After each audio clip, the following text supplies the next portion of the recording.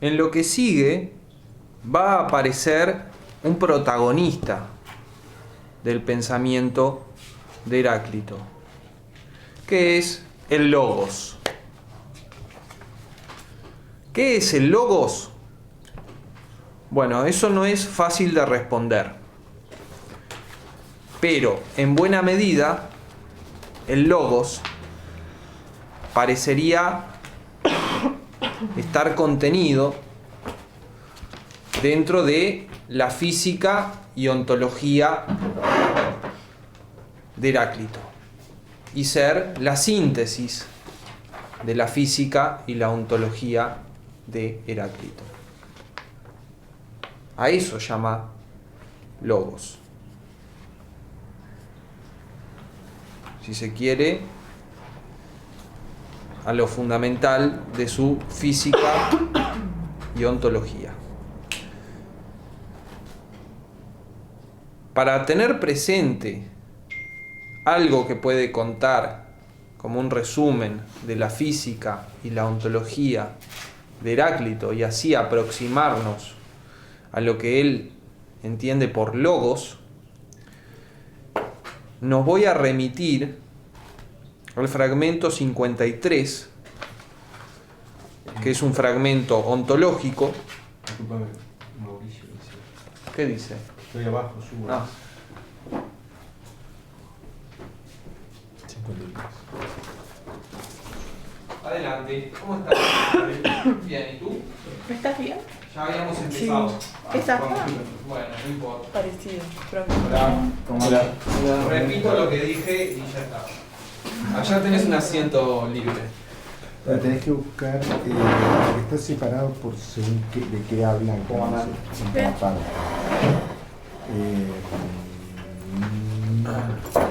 Juliana querida. Bueno, ¿seguimos? Sí. Vale. Estaba con que ahora iba a aparecer un protagonista del pensamiento de Heráclito, que es el logos. ¿Qué es el logos? Bueno, el logos está conectado con la física y la ontología de Heráclito y es en buena medida lo que hemos venido estudiando hasta aquí. Y si tuviera que elegir un aforismo en el cual como que se resume el logos heraclitio, elegiría y elijo el fragmento 53 que dice: guerra es padre de todas las cosas y rey de todas, y a unos los revela dioses, a los otros hombres, a los unos los hace libres, a los otros esclavos. Este aforismo hace referencia a que la oposición de las cosas opuestas, entendida dinámicamente y entendida como conflicto, es el generador de todo y lo rector de todo. Entonces tenemos los opuestos y su oposición, que como sabemos es una relación interna. Esta oposición. Y a su vez esta oposición es dinámica, es un conflicto. Y bueno, el punto es que el conflicto de los opuestos, entendido dinámicamente, es lo que genera todo y lo que rige todo. No sé si ustedes están de acuerdo con que este aforismo puede servir de síntesis de la física y ontología heraclitiana. En fin, teniendo esto presentes, vayamos al fragmento 1. El fragmento 1 y el fragmento 2 teóricamente formaban parte de una introducción del libro de Heráclito. Una introducción en prosa. ¿Tenía un premio o no? No, introducción. Se habla de una introducción.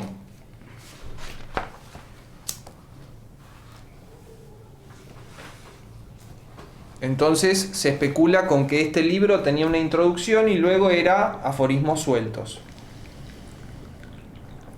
Los aforismos 1 y 2 son fragmentos de esa introducción.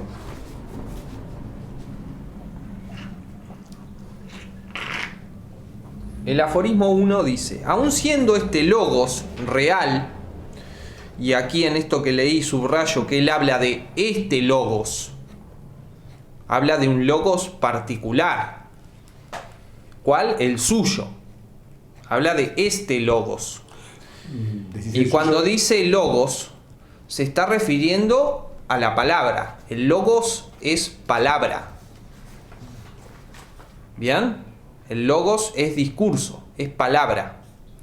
Aun siendo este logos real, aun siendo esta palabra verdadera, siempre se muestran los hombres en general, y aquí aparece la figura de hoi polloi, los muchos, la muchedumbre, el común de los hombres, siempre se muestran los hombres incapaces de comprenderlo,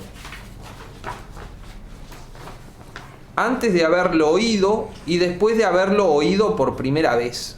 O sea, con respecto al logos de Heráclito, los hombres siempre se muestran incapaces de comprenderlo, antes de oírlo y después de oírlo. No alcanzan a comprender el logos. Pues a pesar de que todo sucede conforme a este logos, de nuevo, se individualiza un logos, todo sucede conforme a él, por lo tanto ese logos es verdadero y expresa la legalidad de todo, la legalidad del suceder de todo.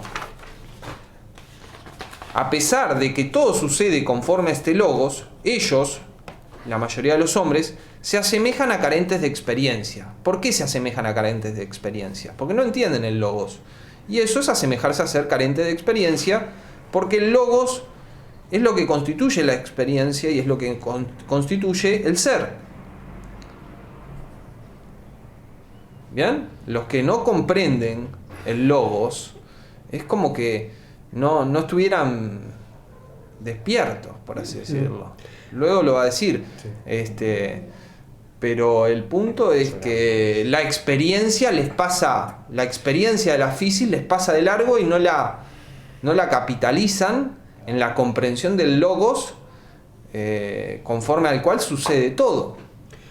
Perdón, Sí. este otro logos que aparece acá, conforme a este logos, ¿es logos palabra de vuelta o ahora se refiere a logos? Es logos palabra Porque que acá como que el expresa, sentido es que expresa una ley.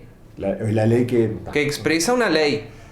Y que podríamos decir que es la ley. no, que es la de hecho, ¿Qué es la lo ley? que Heráclito, Esa sería ¿no? la forma más primitiva Ujú. de pensar a Heráclito. Yo creo que no es necesario llegar a tanto. No es la lectura. Yo hago una lectura según la cual Heráclito llega a diferenciar el plano conceptual, el plano lingüístico y el plano ontológico. Ah. ¿Bien?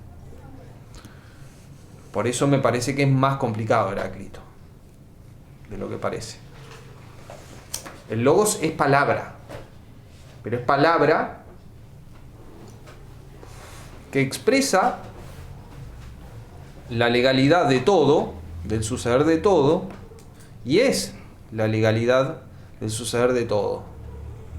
O sea, es palabra Como descripción, divina. como Es descripción. Es palabra divina, vamos a decir. Eso, por supuesto que Pero también material, o sea, en el sentido de que tiene... es lo divino. Es la física, es la naturaleza. Es lo o sea, divino, claro. Pero es la materia divina, vamos a decir, Mm. como algo, como esos dicotomías que aparecen. El fuego siempre vivo. Claro.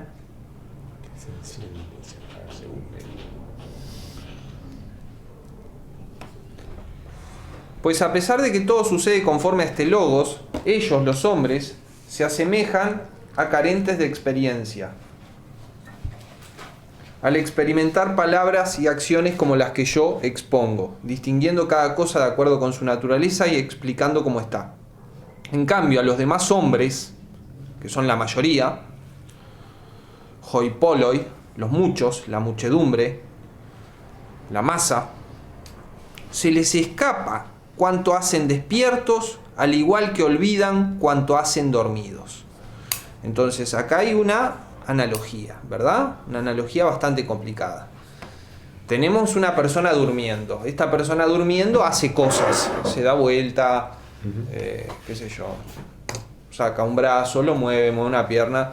Todo eso nunca se entera esta persona. De todo eso nunca se entera esta persona. Bueno, en esa situación está la mayoría de los hombres con respecto a sí mismos.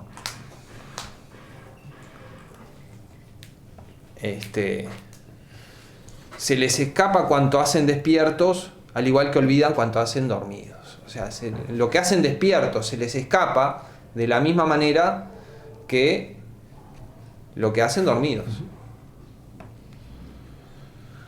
Con lo cual se va introduciendo una idea que Heráclito va a ir reforzando, que es que la mayoría de los hombres, por separarse del logos y no comprenderlo, se genera como una especie de fantasía de la realidad.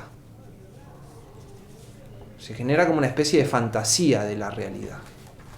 Y viven en esa fantasía. Y esto es lo que le va a permitir a Heráclito decir que la armonía invisible es superior a la manifiesta. Justamente a esto, entre otras cosas, se refiere cuando habla de la armonía manifiesta versus la armonía invisible.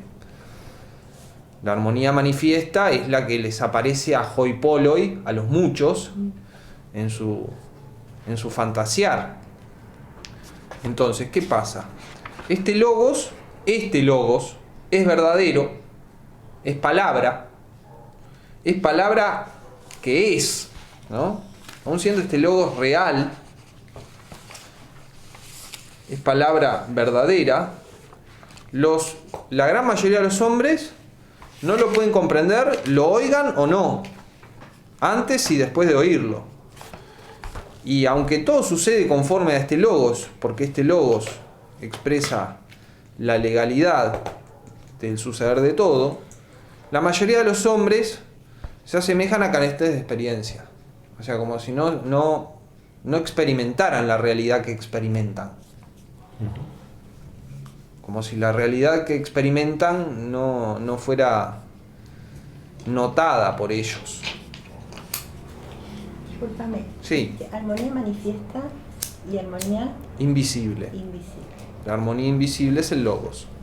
Dijiste hace un segundito, capaz que es un problema más que de palabra, pero decía, los hombres al separarse del logos, ¿no habría una implicancia ahí que en algún momento estuvieran vinculados con el logos o en él? Son creados por él. Son parte de... ¿Cuál sería el mecanismo que los hace que se separen? El pensamiento. Como que la materia se va separando en distintos tipos de materia o algo, ¿no? Pero ¿por qué en ese que me voy constituyendo como hombre, de algún modo aparece como... No, es un separarse metafórico. Uh-huh. Es un separarse en cuanto a la comprensión de la realidad.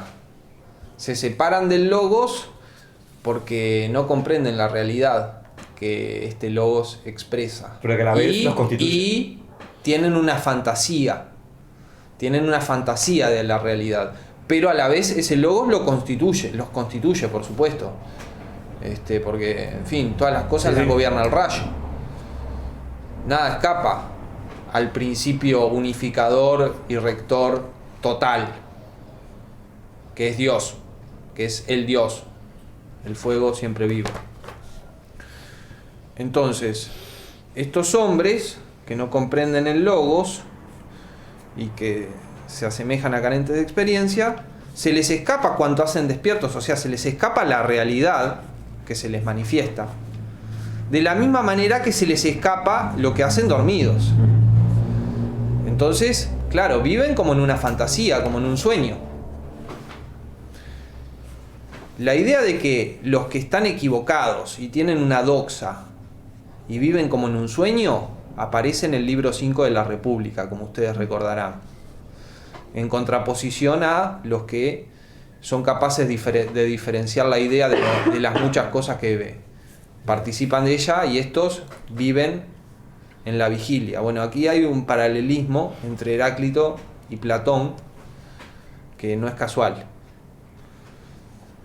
Bien, el fragmento 2.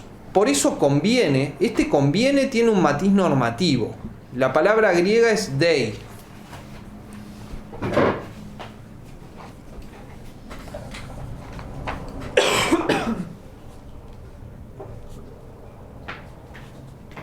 Es mejor, es necesario. Tiene un matiz normativo. Y por aquí es donde se unifica o se empieza a unificar la física de Heráclito con la ética de Heráclito. Porque conviene seguir lo que es general a todos, lo común. Y lo común ya sabemos qué es la guerra, la discordia. Y eso es el logos. Pues lo que es general a todos es lo común. Pero aún siendo el logos general a todos, los más, hoi polloi, la muchedumbre, viven como si tuvieran una inteligencia propia particular. Y aquí aparece lo que les decía de que estos muchos que no entienden el logos y que se les escapa cuanto hacen despiertos del mismo modo que se les escapa cuanto hacen dormidos, tienen una fantasía. Tienen una fantasía. Y de esa manera se les escapa el logos. No alcanzan a la realidad, por así decirlo. Entonces, acá hay muchas cosas. Primero, el logos, lo que es general a todos, lo común, es regla de vida. Es regla ética. Es regla de la vida buena. ¿Cómo? Bueno, con eso se tienen que romper la cabeza los filósofos de la práctica.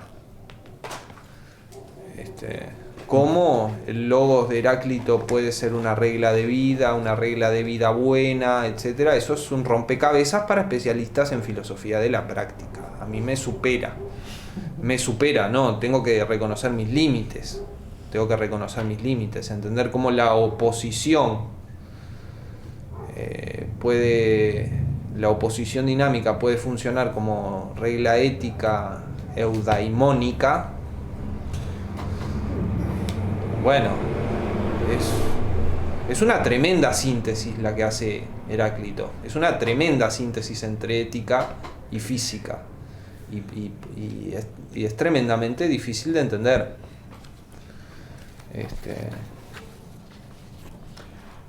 Bueno, trataremos de. El punto es que el logos es regla de vida. Es lo que hay que seguir.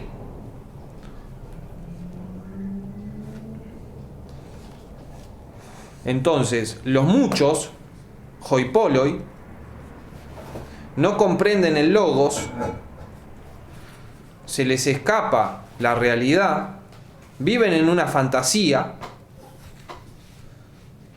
y no siguen el logos en su vida. No siguen el logos en su vida.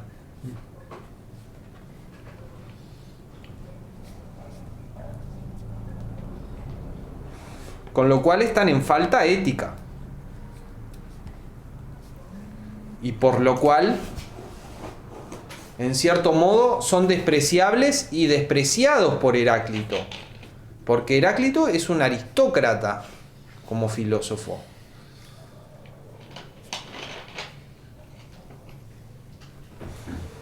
Eso no es obstáculo para que también practique cierta filantropía, tratando de expresar el logos.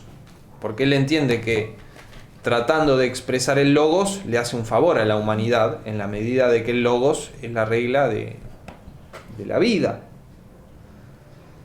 además de la ley de todo. Bien, pasamos al fragmento 72 de Marco Aurelio. Del logos con el que sobre todo tienen relación continuamente, del logos, habla de un logos en particular, que es el suyo, ¿verdad? Es su ontología, su física. Del logos con el que sobre todo tienen relación continuamente, porque es verdadero y es la ley de todo, y por eso los hombres tienen con esto relación continuamente. De este se separan. ¿Pero cómo se separan? No transgrediendo las medidas del cambio que impone la naturaleza al cambio, sino en el sentido de que se generan una fantasía de la realidad, que está justamente en discordancia con la realidad, porque es una fantasía de la realidad. ¿Y qué les pasa a estos? Las cosas con las que tropiezan a diario les parecen extrañas. El logos les parece extraño. Obviamente no lo comprenden. Por eso les parece extraño, les parece confundente, aporético. O sea, hay varios niveles. Pero para que les parezca Sí. extraño no tendrían que reconocerlo. Es decir, ¿entendés lo que digo? ¿Cómo haces para saber que algo te parece extraño si no sabes lo que es? No entendiéndolo y dándote cuenta que no lo entendés. O sea, pero entonces tienen que entender que existen logos. No, Porque, ¿entendés lo que te vamos quiero despacio, decir? vamos despacio. Pero Sí, pero no. No digo que No tenga estoy de razón. acuerdo. No digo... Ah, no, bueno. está bien. No, está bien. Pero, o sea, es casi No estoy de imposible que puedas reconocer una carencia si no reconoces que lo que te falta existe. O sea, es aquello del sentido común de Descartes, ¿no? No, O sea, digámoslo así. Heráclito dice, las cosas con las que tropiezan a diario, o sea, logos, estas les parecen extrañas. Claro, porque tiene una fantasía que es discordante de eso y que es simplificadora de eso, y Claro. cuando tienen un atisbo del logos, les parece extraño y falso. Y se quedan con su fantasía. Y ese sería el hábito, el mecanismo de Hoi Polloi. Una pregunta, el extrañamiento del que estamos hablando, ¿se debe a cierta como distancia? Porque como que habría cierta distancia, o sea, vos te estás relacionando continuamente con algo o estás en relación continuamente con algo porque todo está en relación con todo, y al vos extrañarte ante alguna cosa, o sea, lo que se genera en realidad es cierta distancia cuando en realidad todo estaría regido por la misma ley. O sea, no sé si Sí, se entiende. te entiendo. Es una distancia en sentido metafórico. Sí, claro. De ella habla como- cuando dice que se separan del logos. Claro. Se separan del logos en el sentido de que tienen una fantasía de la realidad y viven en una fantasía de la realidad. A la vez que viven en la realidad y subordinados al logos. Claro, pero en la realidad siempre está subordinado. Claro, hay varios planos acá. Tenemos el plano de la fisis en su devenir Que está subordinado al logos. legislado, que es el logos. Tenemos el plano de los hombres y su relación con el logos. Y lo que ocurre es que la mayoría no lo comprende y se asemejan a carentes de experiencia y lo tienen enfrente, tropiezan a diario con él y de él se separan, se generan una fantasía de la realidad. Y la realidad les parece extraña cuando tienen un atisbo. Les parece algo inverosímil, no creen en el logos. Más tarde va a decir, los perros ladran a los que no conocen. O sea, Hoi Polloi no comprende el logos y es hostil al logos. Y en buena medida eso ayuda a que no comprendan el logos.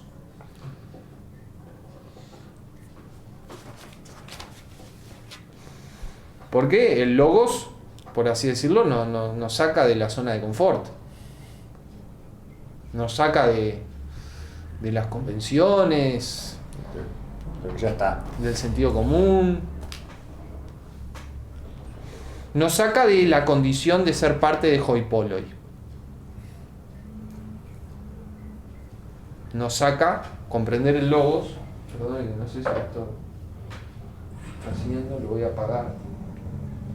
Nos saca de ser parte de la condición de Hoi Polloi. De Hoi Polloi dice, gente que no sabe oír ni hablar. Estos son gente que no sabe ni oír ni hablar. ¿Por qué? Porque desconocen el logos. Sí hablan, sí conversan, pero parlotean, no expresan el logos verdadero. El logos verdadero ni lo escuchan, ni son capaces de decirlo. Sí, una distinción entre una doxa y Lo tengo. el episteme, digamos. Sí, claro. Ah, no. 19. Esta gente no sabe oír ni hablar en realidad, porque desconocen el logos, desconocen la palabra verdadera. El logos heraclitio es palabra que expresa la ley de todo y es palabra que expresa la normatividad ética.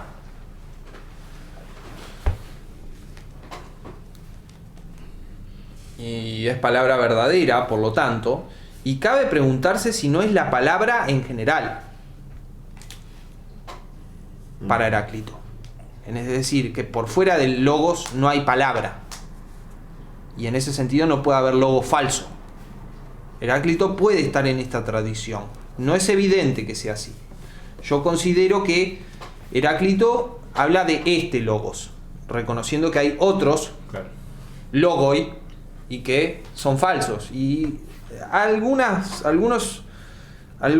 aforismos confirman esto. Por ejemplo, el aforismo 87, que está un poco más adelante, dice: el hombre imbécil, que es hoipoloi, el que es parte de hoipoloi, suele dejarse asombrar por cualquier discurso. Y ahí dice logos, por cualquier logos. Claro, se está refiriendo a cómo, por ejemplo, los sofistas y los oradores hechizaban a las masas con sus recursos oratorios, ¿no? Y un poco despreciando eso. El hombre imbécil suele dejarse asombrar por cualquier discurso. Viene uno que más o menos dice bien 3 palabras seguidas y el hombre imbécil queda, ¡oh, qué sabio! Y a eso Heráclito lo denuncia, como también lo va a denunciar Platón.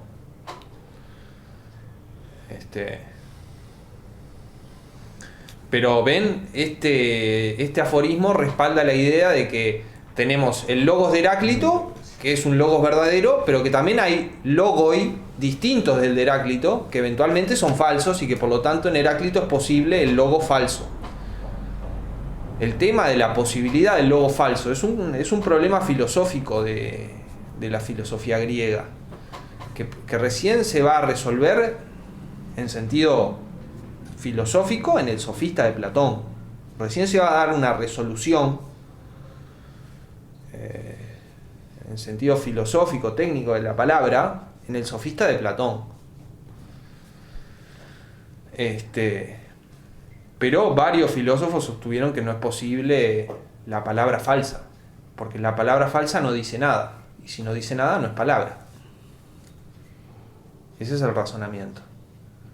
Yo no creo que Heráclito participe de esta línea de pensamiento, pero una posibilidad de interpretación de Heráclito es hacerlo participar. Yo creo que habría que forzar las cosas para hacerlo participar de esa línea, porque él dice, el hombre imbécil suele dejarse asombrar por cualquier discurso, por cualquier logos. Entonces, está presuponiendo que está el logos verdadero, que él dice que es palabra, que es legislación universal, que es normatividad universal, etcétera, pero también hay otros logoi, algunos falsos, etcétera, también son palabras,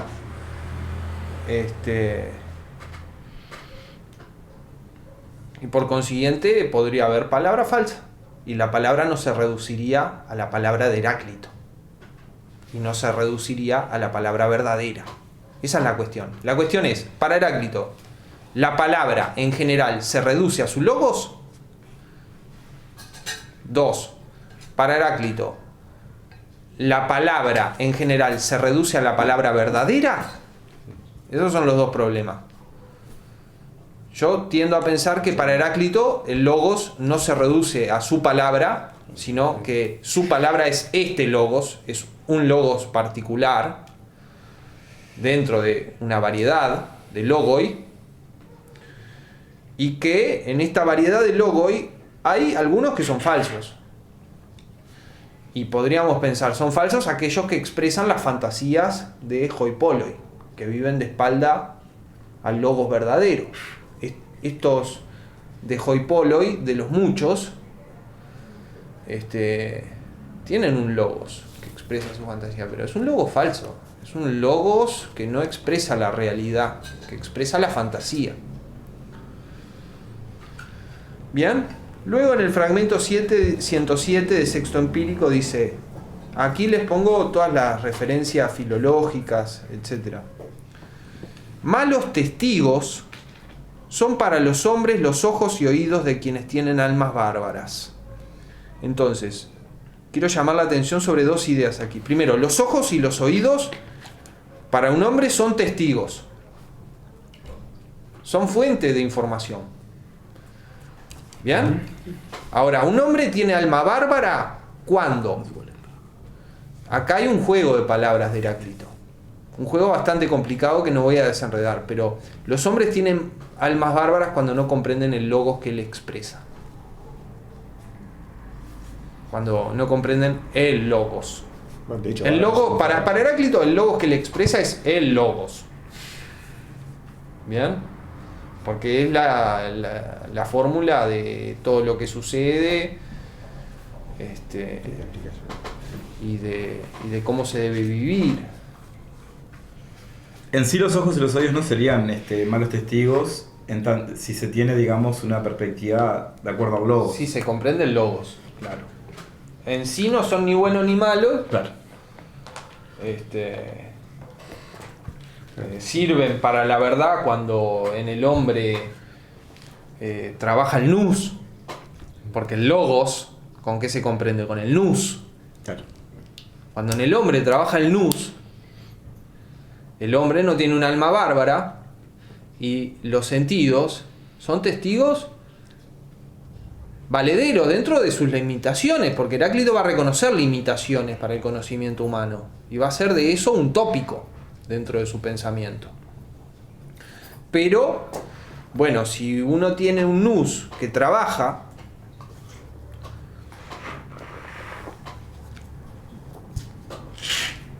entonces los ojos y los oídos, con las limitaciones que pueda haber, son testigos no malos.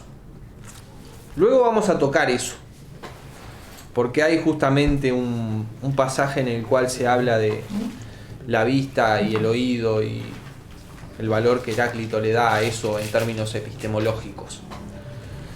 Entonces, sigamos. No entiende, pues, cosas semejantes la mayoría, hoipoloi de nuevo aparece en el texto de Heráclito. Heráclito pone hoipoloi. Esto que yo pongo acá, hoipoloi, lo pone Heráclito. Heráclito está en su interlocutor, hoipoloi. Y quiere diferenciar al que comprende de hoipoloi. Por eso es un aristócrata. Y por eso es, en cierta medida, un misántropo. Pero también es un filántropo, porque él trata de expresar el logos. Entonces, si se da el milagro de que se encuentra con una persona cuyo nous funciona, bueno, su palabra es iluminadora. Pero eso no pasa con la mayoría de los hombres. La mayoría de los hombres tienen el nous apagado.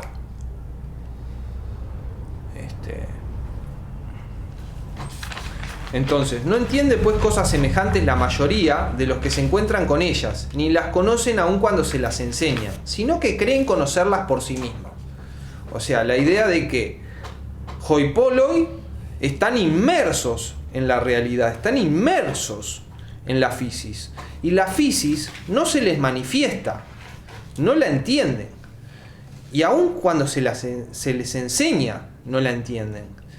Y en vez de entender, tienen una fantasía hecha por ellos mismos, una ficción de la realidad.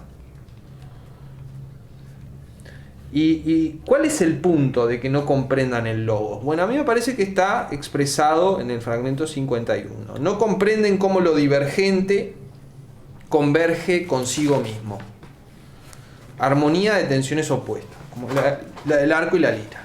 O sea, ¿qué es lo que les resulta a los hombres imposible de comprender, a la mayoría de los hombres, ¿no? Imposible de comprender, y por eso se les escapa el logos.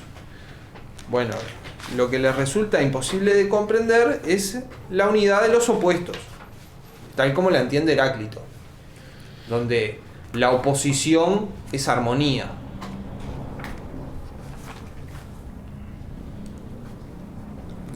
y donde la divergencia es convergencia, y donde la unidad es pluralidad, y la pluralidad unidad. Eso es lo que no entienden. Y es comprensible que no lo entiendan. Es comprensible que no lo entiendan porque, como dijimos, Heráclito en este punto, como en otros, es un filósofo de la contradicción.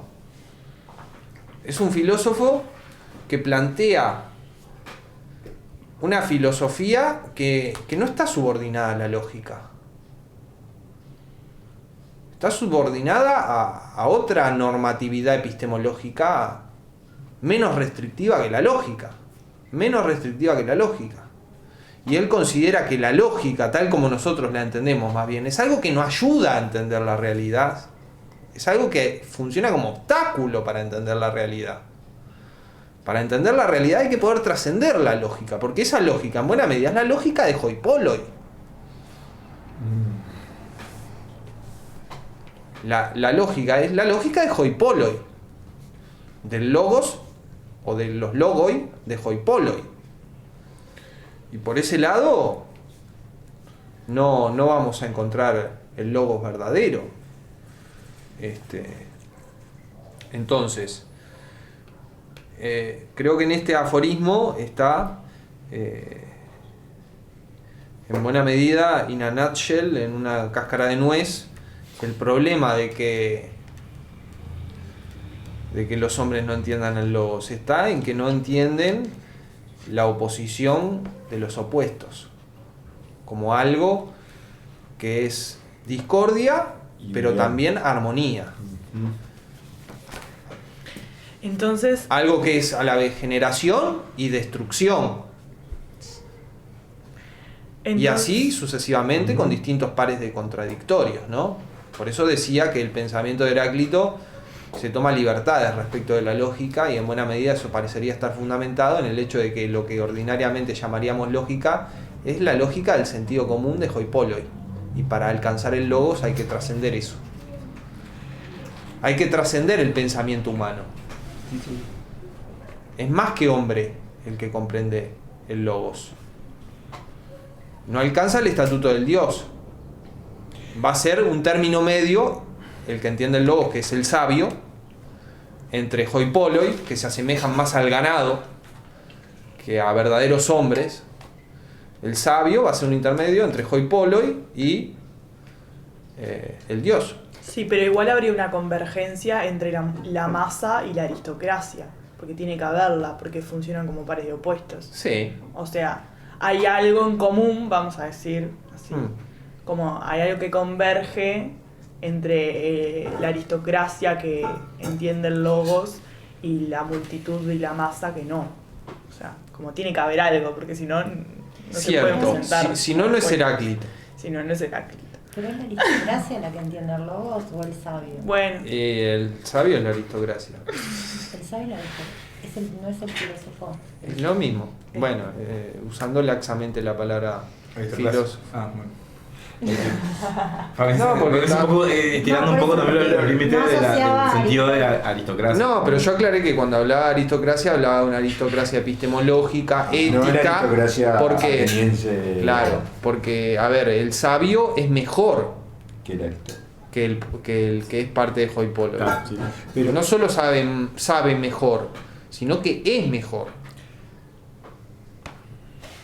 Ahora, el logo se supone que no se puede poseer, ¿no? O sea, lo que máximo que puede ser es conocer hasta qué punto. No digo que lo diga, no estoy preguntando más por arriba de... O sea, es una suposición, ¿no? Heráclito en este punto se parece a Descartes.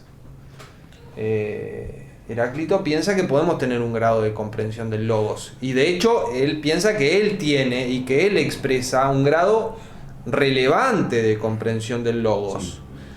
Pero aún así hay un abismo, No le puede poseer, o sea, no puede entender la hay un abismo con la omnisciencia del Dios, que es el propio logos. ¿Verdad? No solo es eso es el logos y es el conocimiento absoluto del logos a la vez. Es cierto, sí, claro. Los necios, aún oyendo, se asemejan a los sordos. a los necios, a hoi polloi, le explicás parecen sordos.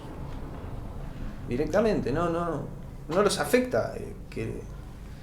Es como hablarle a un sordo. Fuerte. Sí, porque de alguna forma se estanca, ¿no? Digamos, la esencia del necio, ¿no? No hay posibilidad de que haya conflicto en ese necio, ¿no? Está bien, está muy buena esa inquietud. Entonces, no sé, ahí como que se aniquila un poco la dinámica de opuestos, ¿no? No, a ver, yo creo que la salida de Heráclito es dialéctica. La persona puede salir de la condición de ser parte de hoi polloi. Lo que pasa es que lleva trabajo. Si la persona no hace ese trabajo de romper las fantasías y de investigar y de, como dice Heráclito, excavar. Claro. Si no hace ese trabajo, bueno, no va a salir de la condición de ignorante. Pero bueno, si hace ese trabajo, que Heráclito considera, bueno, puede comprender el logos en cierto grado y bueno, y acercarse a la sabiduría, etcétera. ¿Me entendés? Sí. ¿Me entendés? Que no es como una categoría ontológica. Tiene algo de categoría ontológica. O sea, parecería que la humanidad tiene que organizarse así. En términos de unos pocos que entienden y unos muchos que no entienden. Y unos pocos que viven en la realidad y sintonizados con la realidad, y unos muchos que viven como en una fantasía o en un sueño. Esto parecería ser un pensamiento de Heráclito. Ahora, parecería que no es imposible el tránsito de una situación a la otra. El punto es que ese tránsito es trabajo duro. Es trabajo duro, porque no es nada más ni nada menos que sacarse de arriba una ignorancia radical.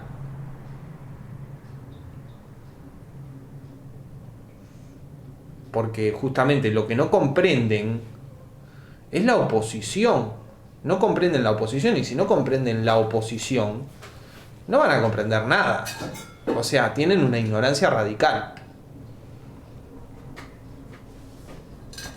Para los términos de Heráclito. Los necios, aún oyendo, se asemejan a los sordos. El proverbio justamente es testigo de ello, que hallándose presentes están ausentes. Bueno, el fragmento 80. ¿Cómo? Perdón, ¿se sabe a qué hizo referencia en esto, entre comillas, hallándose presente? No, yo no lo sé, pero en fin, lo podemos averiguar. Es un dicho. Sí, bueno. Es un dicho. Probablemente él tomaba dichos de los 7 sabios, de Vías, por ejemplo. Vamos a toparnos más adelante una sentencia, una cita de Vías, que fue uno de los 7 sabios. El hombre imbécil suele dejarse asombrar por cualquier discurso. ¿Qué pasa con hoi polloi? Tienen fantasías.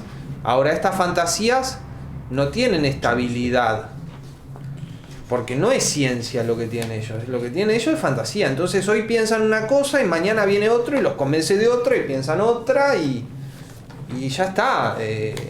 Como están en desventaja en términos epistemológicos, porque no entienden la realidad y solo tienen fantasías, sus fantasías son llevadas de acá para allá de acuerdo a los discursos.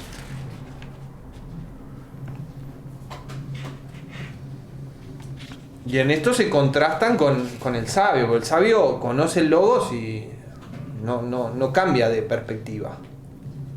Al contrario, todo lo que sigue comprendiendo lo comprende en referencia al logos, en cuanto subordinado al logos. Y esa parecería ser la operación que le permite al sabio comprender todo en la medida en que es posible. O sea, comprende el logos y luego todo lo relaciona con el logos y ve cuál es la relación con el logos. Y ahí el sabio es que puede, comprendiendo lo esencial, comprender lo particular o lo coyuntural. Claro. O Igual, lo concreto real que se le da. claro, igual esto que te referís de cambiar el pensamiento según los discursos que que lo asombren al hombre imbécil. Sí. O sea, no es que no haya movimiento en el pensamiento de un hombre sabio o de una persona sabia, sino que, o sea, el movimiento es distinto, porque una cosa es movimiento... Hay algo que es fijo, el logos. Claro, pero una cosa es el movimiento que acepta simplemente un pensamiento, vamos a decirlo así, ¿no? Y que va así como con la corriente, y otra cosa es un movimiento de pensamiento, o sea, donde hay otras cosas. Donde hay una espontaneidad del pensamiento, diría yo. Eso en buena medida parece ser algo que diferencia al que comprende el logos del que no. El que no comprende el logos tiene una fantasía, y su fantasía es como que va y viene, cambia, muta en función de las verosimilitudes que se le van presentando. En cambio, entonces es un pensamiento heterónomo. En cambio, el pensamiento del que comprende el logos es un pensamiento autónomo. ¿Por qué? Porque comprende el logos y luego todo lo trata de comprender en relación al logos, porque el logos es la llave para comprender cualquier cosa. Entonces me parece que ahí con eso te respondí un poco qué pienso a propósito de lo que señalabas. Los perros ladran a lo que no conocen, a los que no conocen. Claro, los sabios no son bienvenidos. Sí, igual es curioso que... Los verdaderos sabios, ¿no? Los verdaderos sabios, que son no los que complacen a hoi polloi, sino los que subvierten la fantasía de hoi polloi. Dan vuelta la fantasía de hoi polloi y muestran que eso es una fantasía, algo vacío, en fin, bueno. Y los perros le ladran a eso. Y ven cómo animaliza a hoi polloi, ¿no? Están en una condición humana e infrahumana. De hecho, los va a comparar con ganado. O sea, para la mayoría de los hombres la vida es como para un ganado, como para el ganado. Comer, dormir, tener sexo, y ahí se acaba la existencia. Eso es la existencia. Bueno, si eso es la existencia humana, el hombre es ganado. Y el hombre es ganado para Heráclito en buena medida, pero en cuanto a hoi polloi. Me respondiste la pregunta antes que la hiciera, porque el trayecto iba en el sentido que si cualquier discurso convence a cualquier imbécil, ¿por qué no el discurso del sabio convence al imbécil? ¿No? Porque no lo puede comprender. Porque es... Pero vos dijiste algo interesante, que fue lo de que subvierte, claro, la fantasía. Claro, entonces, claro. A mí me convencería, siendo un imbécil, un discurso que afirme mi fantasía, ¿no? Sí, o que por lo menos no la subvierta.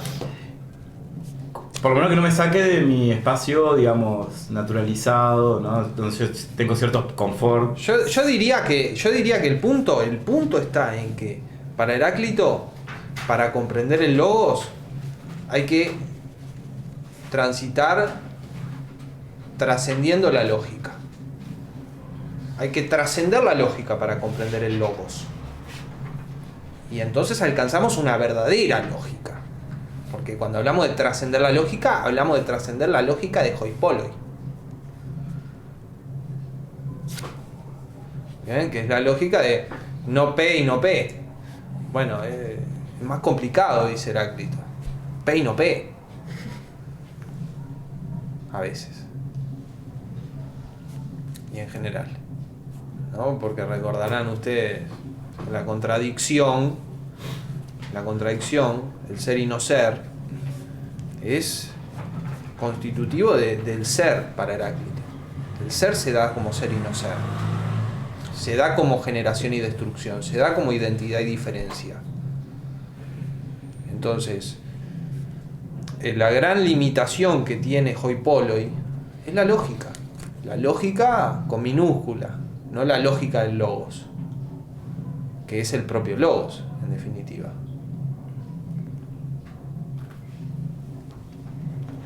Por eso yo decía que es clave para todo esto la cuestión de que no comprenden cómo lo divergente converge consigo mismo. O sea, no comprenden la oposición y lo que implica y qué lugar tiene. Y no lo comprenden porque no se apean Es un necedad. de la lógica.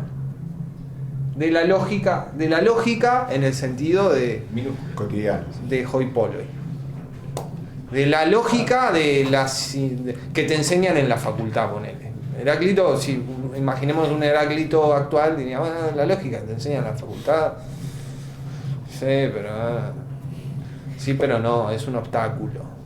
Pero es la lógica de hoi polloi, basada en consensos, ¿no? En convenciones, como una construcción histórica muy exitosa, por cierto, pero construcción histórica, humana.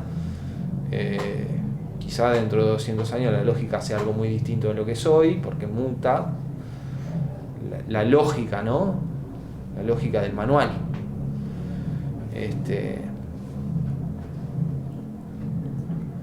Se requiere algo más potente que eso.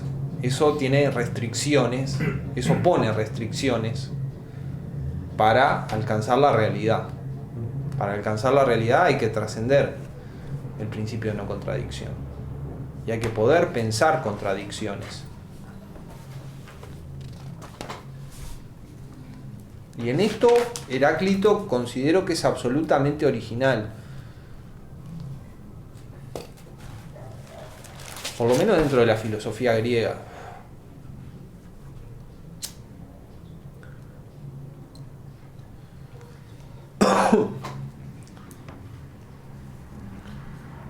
Bueno, entonces, resumiendo hasta aquí, tenemos el logos. El logos es palabra. Y el logos del que hablamos es el logos de Heráclito, que para Heráclito es el logos. Este logos expresa la legalidad de todo lo que sucede y la norma de vida. Ahora, ¿qué pasa? Hoi polloi se muestran incapaces de comprenderlo, particularmente porque no comprenden la oposición, su verdadera naturaleza y el lugar que la oposición tiene en el ser.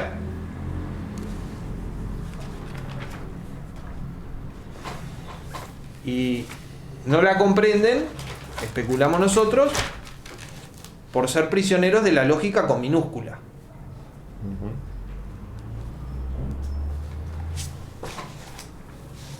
Que es restrictiva para comprender el logos. Y lo que resulta es que se forman una fantasía de la realidad y viven en esa fantasía a la vez que viven en la realidad, siéndoles la realidad completamente desconocida y extraña.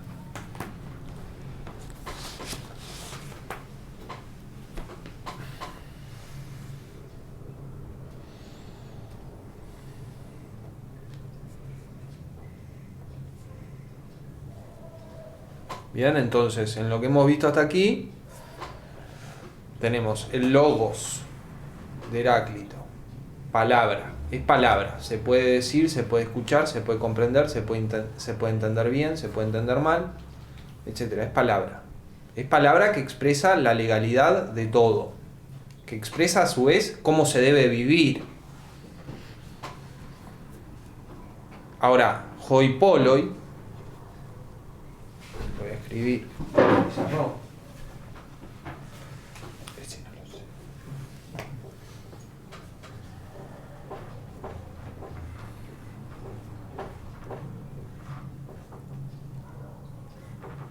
hoi polloi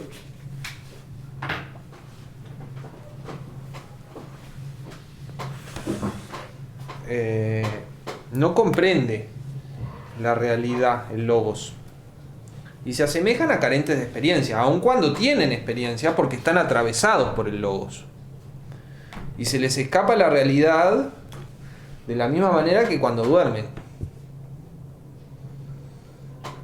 y viven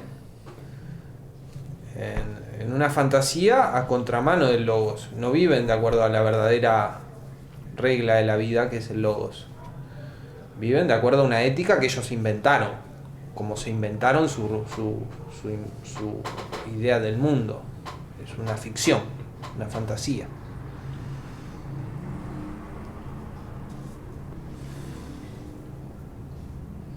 Y bueno, para estos malos testigos son los ojos y los oídos. Porque claro, los ojos y los oídos lo interpretan de acuerdo a su fantasía y vienen a reforzar su fantasía y bueno, y se quedan en ese círculo. Y ahora pongo el fragmento 123. La naturaleza gusta de ocultarse.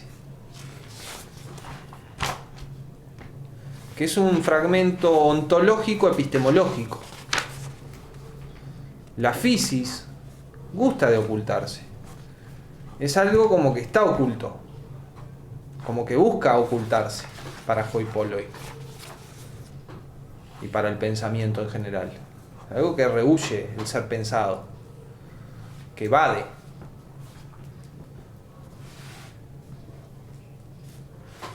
Y esto es una de las claves por la cual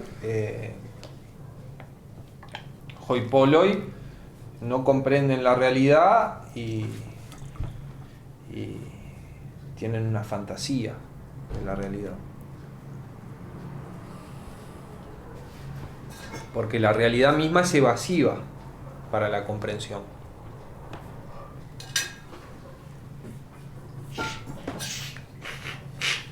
Luego el fragmento 104. ¿Cuál es pues la mente y el sentimiento de ellos? ¿Cuál es el pensamiento y el sentimiento de ellos? ¿De quién? De hoi polloi. Creen en los cantores populares, cosas como Homero, Hesíodo, y utilizan por maestra la muchedumbre, el sentido común, sin saber que los muchos hoi polloi son malos y pocos los buenos. Esta cita es de Vías, según Mondolfo. Esta cita, los muchos son malos y pocos los buenos, con la que Heráclito está totalmente de acuerdo, viene de Vías. Entonces, ¿qué es lo que le reprocha a hoi polloi? Bueno, que basan su idea del mundo y de la vida en los cantores populares y en la muchedumbre. Y así vamos mal, porque los muchos son malos y pocos los buenos. Y esto en todo. Esto en todo. Te diría Heráclito. Esto en todo. En ajedrez, en ética. Sí. Vías. ¿Cómo se escribe? Vías. ¿B larga o B corta? B larga.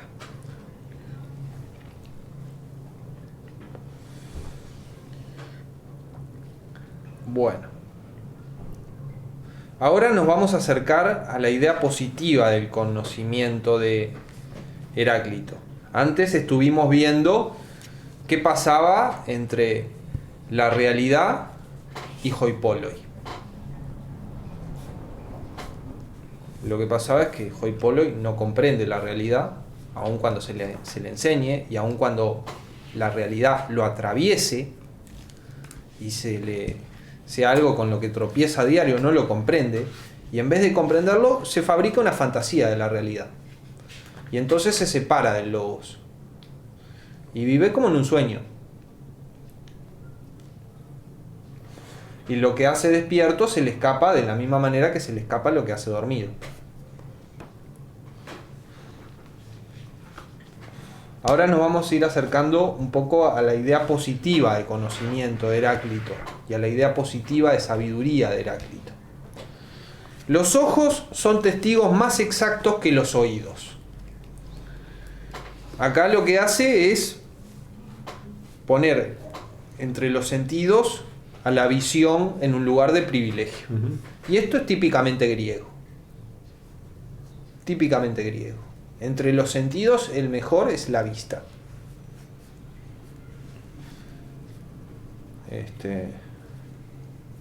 Pero, aclara, la vista se engaña. Cuidado. Está muy bien tomar a la vista para sacar información, etc. Pero cuidado porque no es infalible. La vista se engaña. Con lo cual nos da a pensar que Heráclito ya conocía algunos argumentos escépticos respecto de los sentidos. Y de la posibilidad del engaño de los sentidos y de la desconfianza general que deberíamos tener acerca de los sentidos porque se engañan, etcétera, etcétera, etcétera. Y después dice: de cuantas cosas hay vista, oído y estudio, macesis, ciencia, podríamos decir, de cuantas cosas hay vista, oído y además ciencia, a estas tengo en mayor estimación. Ahora, el saber enciclopédico, la polimacia, no enseña a tener inteligencia, no enseña a tener nous. Saber muchas cosas no garantiza que uno entienda. O sea, tener muchos datos, por así decirlo, no garantiza que uno entienda. Entender no es tener muchos datos. Es algo más específico y, si se quiere, más concreto, más definido. Es comprender el logos. Y es comprender lo que dijimos, que la guerra es padre y rey de todas las cosas. Bueno, comprender eso con profundidad. Entonces, el saber enciclopédico, la polimacia, no trae consigo la comprensión, la inteligencia. Ahora, eso no implica que el saber muchas cosas sea algo malo. Heráclito va a considerar que el que entra en el camino de la comprensión del logos, que es el filósofo, debe conocer muchas cosas.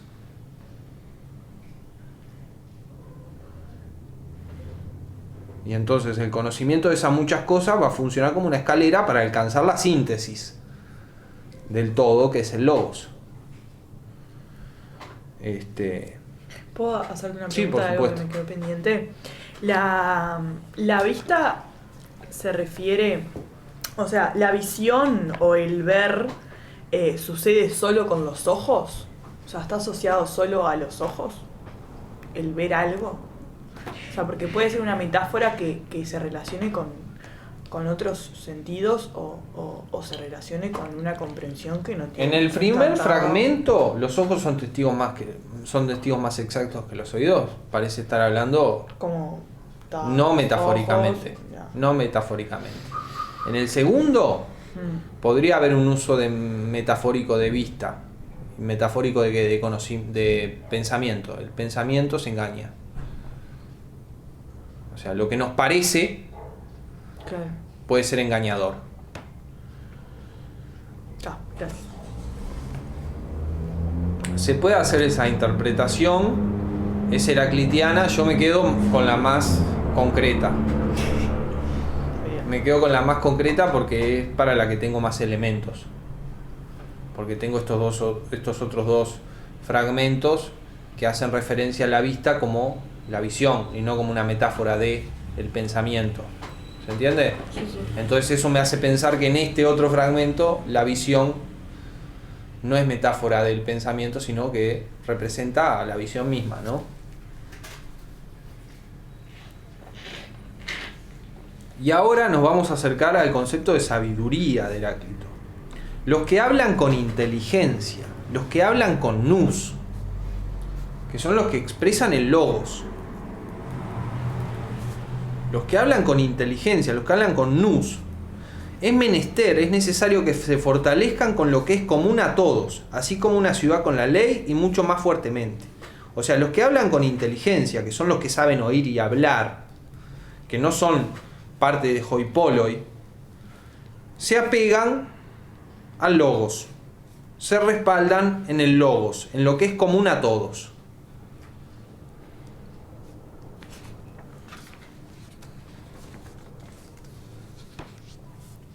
En el fragmento 41 dice: una sola cosa es lo sabio. Y esto tiene que ver con lo anterior. La sabiduría se conquista con una cosa.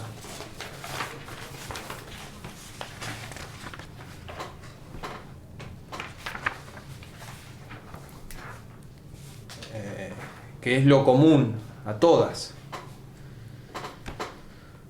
Una sola cosa es lo sabio: conocer la razón, nome, por la cual todas las cosas son gobernadas, en griego dice pilotadas, por medio de todas. O sea, la sabiduría es una sola cosa. El conocimiento, en definitiva, se cifra en conocer una sola cosa, el logos, la razón por la cual todas las cosas son gobernadas por medio de todas. Si uno conoce eso, tiene el conocimiento maestro. por así decirlo. De ahí, y a partir de ahí puede comprender todo lo demás, todas las particularidades, digamos. Entonces, la sabiduría y el conocimiento pasan por apoyarse en el logos, en reconocer el logos, que es aquello por lo cual todas las cosas son gobernadas por medio de todas. Luego, en el fragmento 50 dice, no escuchando a mí, sino al logos. O sea, no escuchando lo que yo digo porque yo lo digo, sino escuchando lo que yo digo. Escuchando lo que te estoy tratando de enseñar. Si lo entendés, sabio es que reconozcas que todas las cosas son uno. Entonces, ese conocimiento que hace a la sabiduría y hace a la comprensión y hace al nous, es el reconocimiento de la unidad de todo. Unidad que se da como conflicto. Unidad que a la vez es pluralidad.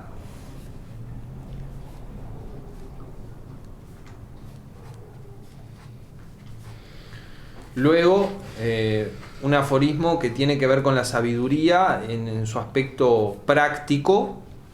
La prudencia, que es una forma de la racionalidad, una forma práctica de la racionalidad, es virtud, arete, máxima.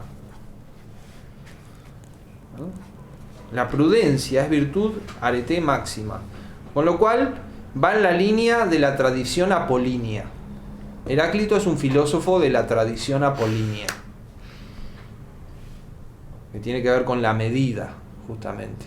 La prudencia es el sentido de la medida. Nada en exceso, ¿no? Como decía en Delfos.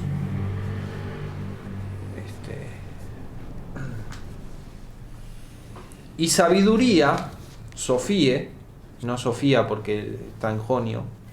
En jonio es Sofíe, no Sofía. Es decir y obrar la verdad, o sea, ser veraz de palabra y de acción.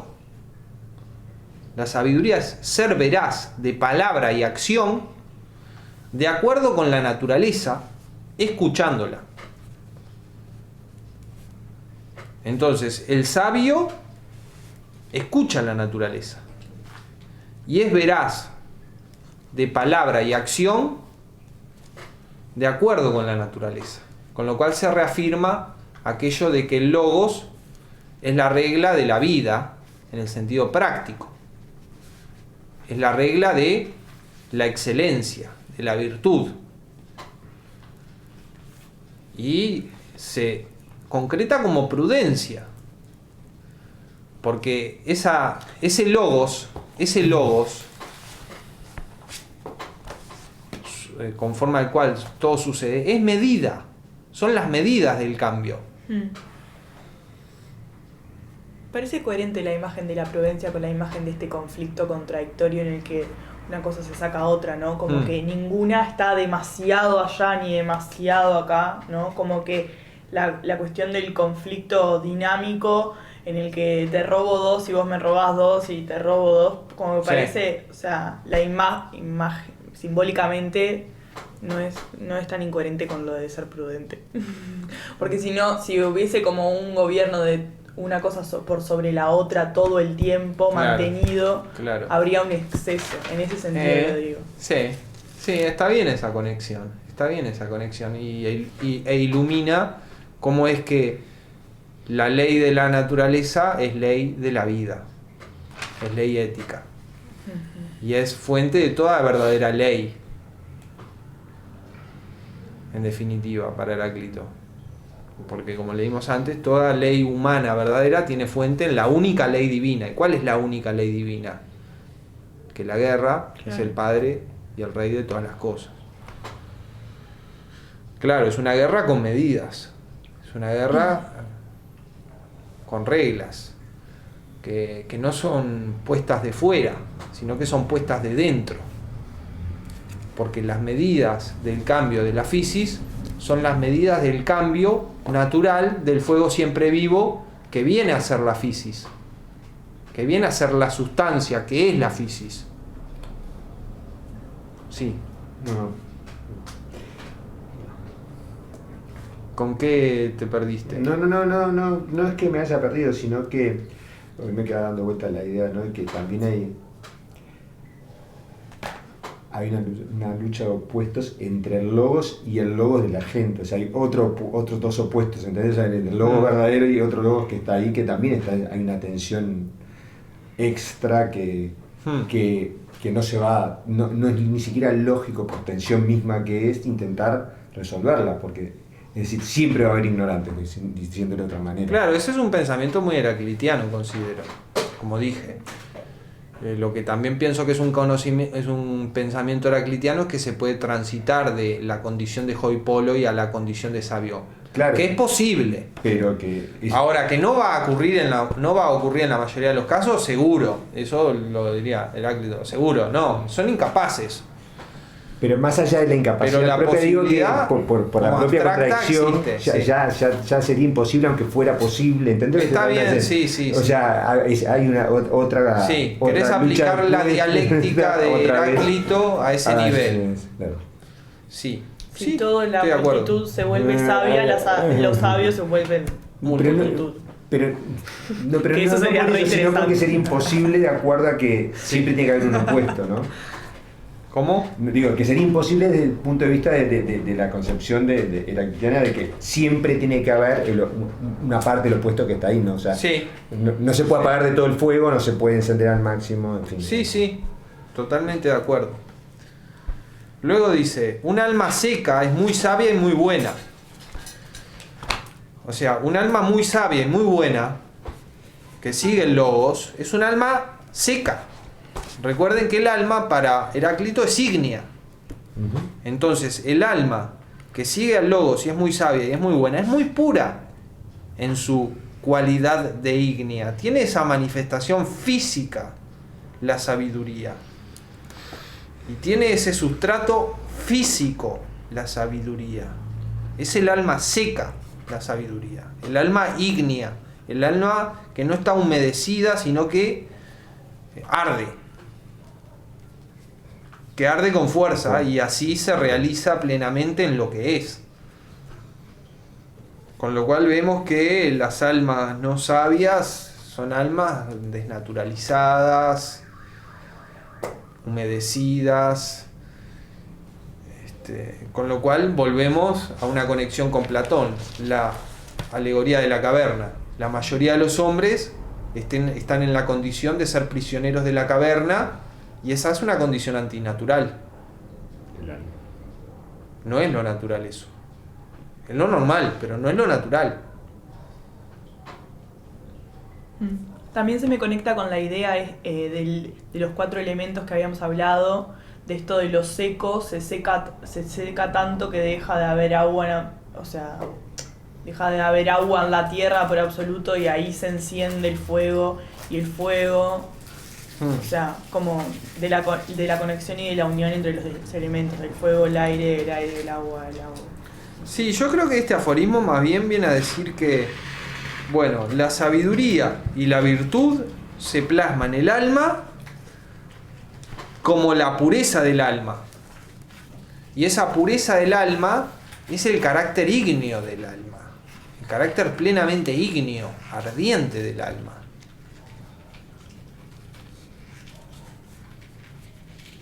Entonces, la sabiduría y la virtud es una cosa concreta, es un estado concreto de lo físico. Como no podía ser de otra manera para Heráclito.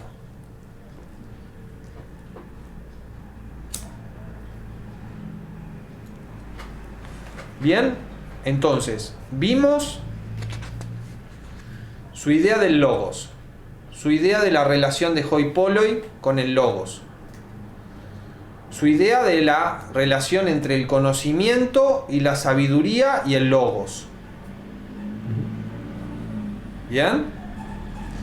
Ahora vamos a pasar al tema del tránsito de la ignorancia al conocimiento.